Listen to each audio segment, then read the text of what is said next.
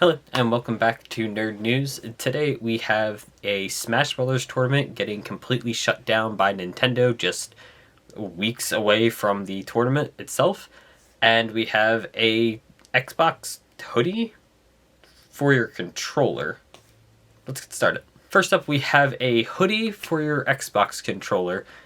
This is not a joke. This is a real product available on their page for pre-order. The first wave of pre-orders completely sold out, and now the next wave of pre-orders will not be available, or you can pre-order it now, but they will not ship until February 18th to the 22nd of next year. How many people are buying this? This is $25, and it is a hoodie for your Xbox controller. I'm gonna be honest, this is stupid, but I love it. This is amazing. This is a fantastic product, but it's one of the dumbest products I've ever seen in my life.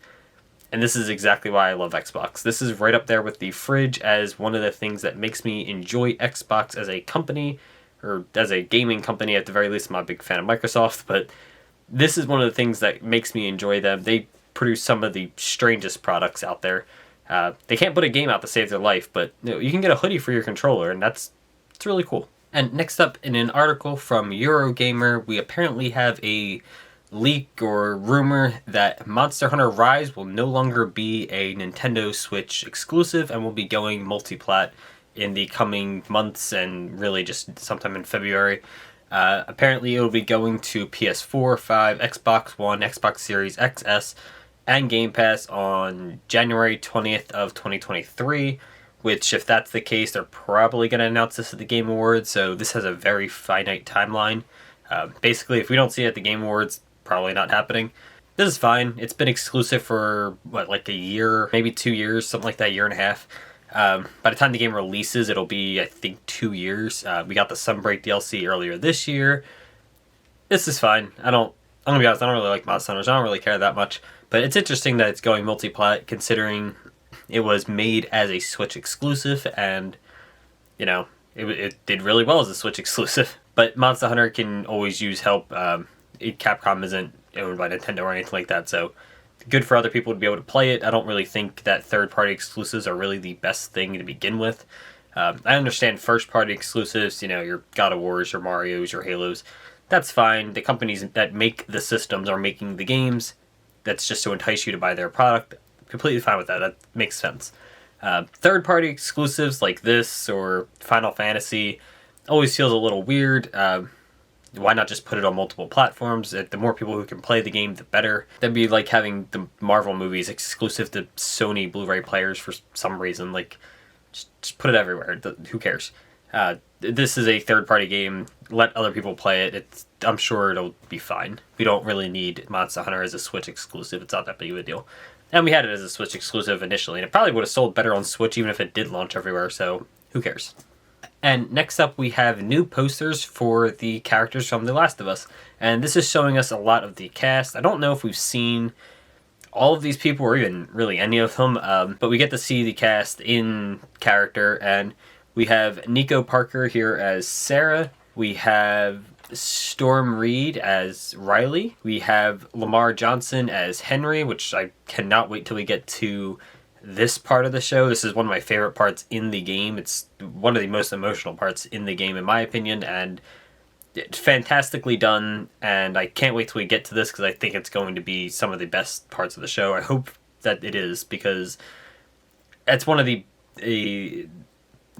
it's obviously it's a sad moment, but it's one of the best parts of... It's one of the best storytelling things done in the game, in my opinion, and I can't wait to see that happen in live action. We have Murray Bartlett as Frank. We have Anna Troive as Tess, and I believe this is the same actress who played her in the game. Not 100% sure on that, but I'm almost positive that's the case.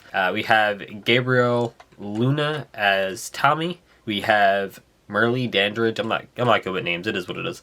As Marlene. She actually looks pretty good. That's Marlene. I like this one. I like this image. This might be one of the better posters. Some of the posters aren't exactly great in my opinion. Like Sarah's looks fine, but I don't know. There's just nothing going on really. I kind of like Riley's because the carousel in the back. That looks cool. You got Bella Ramsey as Ellie, and Pedro Pascal as Joel, and you have Kevon Woodard as Sam, and Nick Offerman as Bill. Overall, I think these look pretty good. Obviously, the Joel and Ellie ones, I think, stand out the best with them facing each other. These posters look really cool. Can't wait for the show. Comes out January 15th on HBO Max. Just like a month away. Can't wait. Really can't wait. And next up, we have Smash World Tour 2022 officially canceled.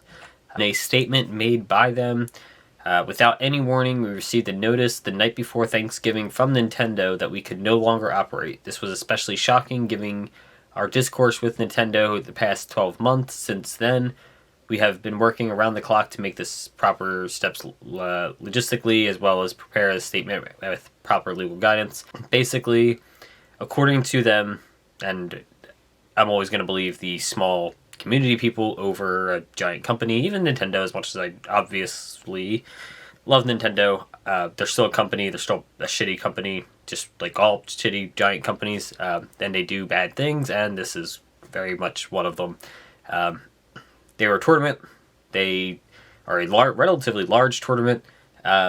They've been talking for the last year with Nintendo about getting an official license to.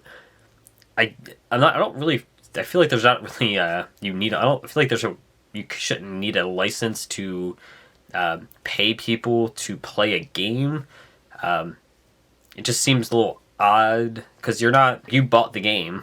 You can play the game with other people. I feel like paying people to play the game doesn't really require a license, but maybe it does. I'm not a legal expert. I don't know, but it's a little weird that they require a license.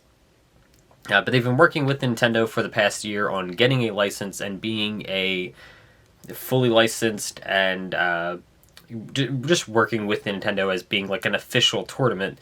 I don't know if Nintendo would actually sponsor any of that. I feel like that's where the good to that would come in. I don't see why Nintendo needs a license for that anyway. But after a year of working with them, Nintendo just said, no, never mind. We're not going to work with you, and you now have to shut down. And they will not be allowed to operate this year or next year. And then they've gotten basically a non-answer going forward. It seems like basically they are just gone. The Smash World Tournament is just done. I don't really have much to say here because, like, what am I going to say, really? Shitty move by Nintendo. That's really it. There's no justifying it. Nintendo can do what they want. It's their game because Nintendo's not doing anything. People bought the game and are just playing the game, and these people are going to pay you for being good at the game. I don't think Nintendo really should have any right to be involved in that. If people want, they're not modding the game. They're not forcing anything else. They're just hosting a place for people to play the game. It's a little ridiculous that Nintendo has any say in that at all, let alone is telling them, no, you can't operate. That just sounds dumb to me. Like, they shouldn't be allowed to do that. So, hopefully they can figure something out, but this is ridiculous. And Nintendo sucks ass right now. And just in general, as a company, like most companies, Nintendo's shitty, and they do shitty things. And that's just kind of how it is when you live in a capitalist world. They all suck. And lastly, we have a new and the last traptrix card from the structure deck, Traptrix Holisha. Normal trap card, you can only use one of the first and second effect of this card's name per turn, and only once that turn. You can activate this card the turn it was set by discarding one normal trap. 1. Special summon this card in defense position as a normal monster, plant, earth, level 4, 400 attack, 2400 defense. This card is not treated as a trap card, so it's a trap monster, not treated as a trap card. Just basically, by discarding a trap card, you get a free level 4 extender. 2, you can banish this card from your graveyard, then target one Traptrix monster in your graveyard, and special summon it. So it's a trap card, so it's Monster Reborn in the graveyard, which means you can do it during your opponent's turn, and I believe that'll trigger Traptrix Sarah. So, I mean, it's a good card. This is.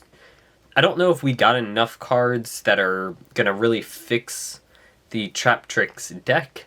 However, basically every card we've gotten, in my opinion, has been at least decent, with most of them being pretty good.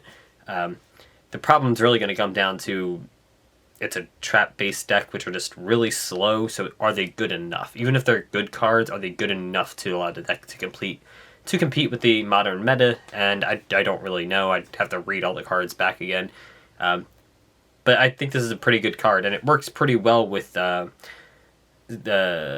Allure card that they got that lets you draw, because I'll just put it in the graveyard so you can use it as Monster Reborn later in turn, like outside of turn one. Turn one, this plus Marmello gets you like your full board. Overall, I think this is a really strong card. It just requires a little bit more tinkering with the deck before the deck comes out to really see how good it's actually going to be. But really liking what I'm seeing here, and I think the structure deck overall is going to be pretty good. And that's all today from Nerd News. Thanks for watching. Don't forget to like, comment, subscribe down below. Let me know if you're excited about the Last of Us TV show coming out in January. Do you think it's going to be good? Most TV or most video game adaptations are usually pretty shit.